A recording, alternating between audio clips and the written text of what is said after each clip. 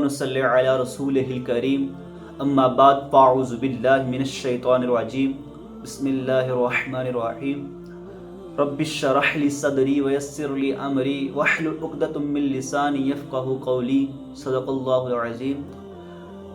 If we look to our world, then we realize that Allah Almighty have created everything for us. اگر ہم دنیا پر نظر دہرائیں نا تو ہمیں اس چیز کا علم ہوگا، اندازہ ہوگا کہ اللہ تبارک و تعالیٰ نے جو کچھ بھی پیدا کیا ہے دنیا میں، بے شک انسان کے لیے، میرے اور آپ کے لیے پیدا کیا ہے. پھر اللہ تبارک و تعالیٰ کی انسان سے کچھ ڈیمانڈ ہے، کچھ ریکوائرمنٹس ہیں، ان کو پورا کرنا ہم پر بھی فرض ہے. جیسے اللہ تبارک و تعالیٰ نے انسان پر 2 طرح کے حقوق فرض کیے ہوئے ہیں، جن میں سب سے پہلے حقوق اللہ اور پھر اس کے بعد حقوق العباد کا ذکر آتا ہے. حقوق اللہ سے مراد ایسے حقوق ہیں، ایسے حقائق ہیں جو اللہ تبارک و تعالیٰ کے اور بندے کے درمیان ہیں، اور حقوق العباد سے وہ مراد ہے یعنی جو اللہ تعالیٰ کی مخلوق اور انسان کے درمیان حقوق ہیں. اب اللہ تبارک و تعالیٰ نے حقوق اللہ پر کچھ نرمی برتی ہوئی ہے، لیکن حقوق العباد پر اللہ تبارک و تعالیٰ نے بڑا سخت جو ہے وہ وعید کی ہوئی ہے. یعنی جو انسان کے ساتھ معاملات ہے، کوشش کرو انہیں دنیا میں ختم کر کے جایا جائے. فار ایگزامپل کوئی لڑائی ہو جاتی ہے، کوئی جھگڑا ہو جاتا ہے، کوئی تلخ کلامی ہو جاتی ہے، تو کوشش کرو کہ درگزر کیا جائے اور دنیا میں اسے معاف کر دیا جائے. اسی طرح صحیح مسلم میں رسول اکرم صلی اللہ تعالیٰ علیہ وسلم کی ایک حدیث ملتی ہے، حدیث نمبر 2449 صحیح مسلم میں. حضرت ابو ہریرہ رضی اللہ تعالیٰ عنہ سے روایت ہے کہ رسول اکرم صلی اللہ تعالیٰ علیہ وآلہ وسلم نے فرمایا کہ اے صحابہ، جو دنیا کے معاملات ہیں نا، جو دنیا کے عمل ہیں، کوشش کرو انہیں یہاں پہ ہی حل کر جاؤ، انہیں قیامت تک نہ ڈالو، کیونکہ قیامت والے دن نہ تو مال ہوگا، نہ درہم ہوں گے، نہ دینار ہوگا جو تم ان سے ایک دوسرے کے ساتھ ایکسچینج کر سکو، بلکہ اس دن صرف نیکیاں ہوں گی جو تم ایک دوسرے کو دو گے اگر تم نے اپنے معاملات دنیا میں رہتے ہوئے پورے نہ کیے. اسی طرح صحیح بخاری میں ایک اور حدیث ملتی ہے، آپ صلی اللہ تعالی وسلم نے فرمایا، اے صحابہ، تم جانتے ہو کہ میری امت کا مفلس کون ہے؟ مفلس سے مراد ہے غریب شخص. تو صحابہ نے کہا، یا رسول اللہ صلی اللہ علیہ وسلم، بے شک وہی ہے جس کے پاس مال نہیں ہے. تو رسول صلی اللہ تعالی علیہ وسلم نے فرمایا کہ صحابہ، بے شک وہ نہیں ہے. تو پوچھا گیا، یا رسول اللہ صلی اللہ تعالی علیہ وسلم کون ہے؟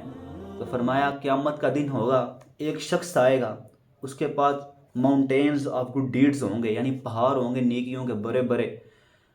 پھر کیا ہوگا کہ جب وہ جنت کی طرف جانے لگے گا نا، تو کچھ لوگ آئیں گے، اسے روک لیں گے اور آگے اللہ سے عرض کریں گے، یا اللہ، دنیا میں رہتے ہوئے اس شخص نے میرے ساتھ یہ زیادتی کی ہے، اس نے یہ کیا ہے، تو مجھے اس کا بدلہ چاہیے. پھر اللہ تعالیٰ کہے گا، لے لو اس سے بدلہ. پھر اس سے بدلہ لیا جائے گا. بدلہ کیسے لیا جائے گا؟ اس کی جو نیکیاں ہوں گی، جو اس کے اچھے اعمال ہوں گے، وہ اس سے اچھے اعمال لے کر اس دوسرے مسلمان کو دے دیے جائیں گے. پھر رسول اللہ صلی اللہ علیہ وسلم نے فرمایا کہ اتنا ہو جائے گا کہ اس کی نیکیاں ختم ہو جائیں گی. پھر کیا ہوگا کہ اللہ تعالیٰ فرمائے گا، جو اس شخص کے گناہ اس شخص کے زمرے میں ڈال دیے جائیں. یعنی اتنا سخت اسلام نے وعید کی ہے حقوق اللہ پر اور حقوق العباد پر. یعنی کوئی غلطی ہو گئی ہے تو کوشش کریں کہ اس کی تلافی جو ہے وہ دنیا میں ہی کر لی جائے. اور ہم لوگ کیا کرتے ہیں؟ ہم لوگوں میں تو ذرا بھی انسانیت باقی نہیں رہی. ہم لوگ تو چھوڑیں امیر غریب کا فرق رہا ہی نہیں ہے نا. ہم لوگ کیا کرتے ہیں کہ یتیموں کا مال بھی کھانے لگ پڑتے ہیں، غریبوں کا مال بھی کھانے لگ پڑتے ہیں. ہم لوگ سب کچھ ہی کرنے لگ پڑتے ہیں، جبکہ اللہ تبارک و تعالیٰ قرآن کریم میں ارشاد فرماتا ہے، ان الذین یأکلون اموال الیتامی ظلما انما یأکلون فی بطونہم نارا وسیصلون سعیرا. اور یہ جو تم غریبوں کا، یتیموں کا مال کھا رہے ہو نا، یاد رکھو کہ تم لوگ اپنے پیٹوں میں جہنم کی آگ کو بھر رہے ہو. اور بے شک اللہ تبارک و تعالیٰ سب کچھ جانتا ہے، سب کچھ دیکھ رہا ہے، لیکن اللہ تبارک و تعالیٰ نے ڈیل دی ہوئی ہے انسان کو کہ جا کر لے جو کرنا ہے. پھر ایک دن تیری مرثی کو کھینچوں گا، اور وہ دن قیامت کا ہوگا. اور اس دن تو اتنا سخت دن ہوگا، اللہ تعالیٰ کا انصاف جو ہوگا نا بالکل صاف ہوگا، اور اتنے مزے کا انصاف ہوگا نا، ایک رتی برابر بھی فرق نہیں ہوگا. اسی طرح رسول اکرم صلی اللہ تعالیٰ علیہ وسلم نے فرمایا کہ ایک باپ کا اس کے بیٹے پر جس طرح حق ہے نا، اسی طرح ایک بڑے بھائی کا اپنے چھوٹے بھائی پر حق ہے. یعنی اگر باپ سر پہ نہیں ہے تو بڑے بھائی کو چاہیے کہ چھوٹے بھائی کی کفالت کرے. یہ بھی حقوق العباد میں آتا ہے، چھوٹے بھائی کی کفالت کرے، اس کا خیال رکھے، اور چھوٹے بھائی کو چاہیے کہ بڑے بھائی کی عزت کرے. رسول اکرم صلی اللہ تعالیٰ علیہ وسلم نے فرمایا کہ وہ ہم میں سے نہیں جو چھوٹوں سے محبت اور بڑوں کی عزت نہ کریں. یعنی آپ صلی اللہ علیہ وسلم نے اس حدیث میں دونوں کو پکڑ لیا، دونوں کو کھڑے کر دیا. فرمایا کہ چھوٹوں کو چاہیے کہ وہ بڑوں کی عزت کریں، اور بڑوں کو چاہیے کہ چھوٹوں سے شفقت کریں، محبت کریں.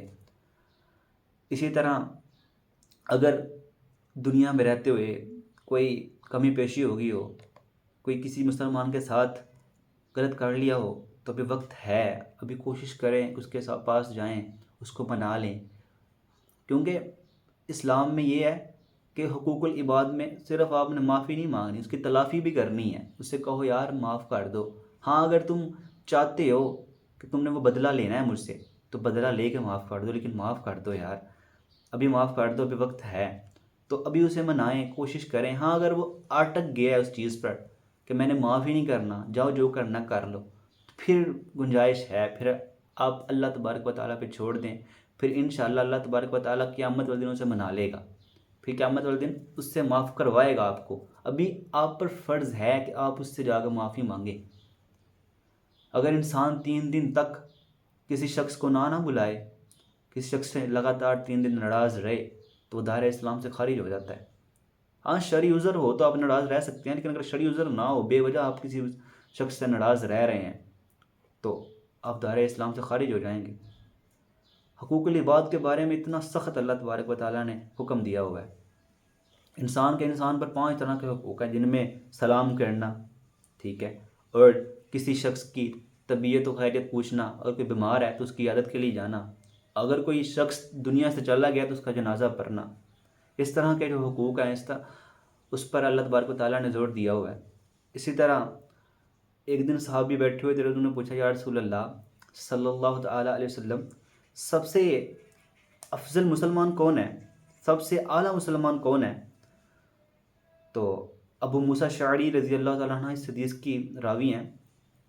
تو کہتے ہیں رسول اکرم صلی اللہ تعالیٰ علیہ وسلم نے فرمایا کہ وہ مسلمان جس کے ہاتھ اور زبان سے دوسرا مسلمان محفوظ رہا. یعنی کہ انسان کے ہاتھ اور زبان سے دوسرے مسلمان کو محفوظ کیسے رکھا جائے کہ زبان سے کچھ غلط بات نہ کہے، ہاتھ اپنے کو روک لے، جب یہ ہاتھ کسی دوسرے مسلمان کی طرف، کسی مظلوم کی طرف بڑھنے لگے، کوشش کرے اسے روک لے. اور ہمارے معاشرے میں ہم لوگ دیکھتے ہیں کہ ہمارے ہمسایوں کے ساتھ جو ہے نا ہمارے اخلاق بہت غلط ہوتے ہیں. تو کوشش کریں ہمسایوں کے ساتھ اپنے اخلاقات بنا کر رکھیں. صحابی فرماتے ہیں کہ رسول اکرم صلی اللہ تعالیٰ علیہ وسلم نے ہمسایوں کے حقوق اتنے بیان کیے کہ ہمیں ڈر ہونے لگا کہیں ہمسایوں کو رسول اکرم صلی اللہ تعالیٰ علیہ وآلہ وسلم وراثت میں حصے دار نہ ٹھہرا دیں.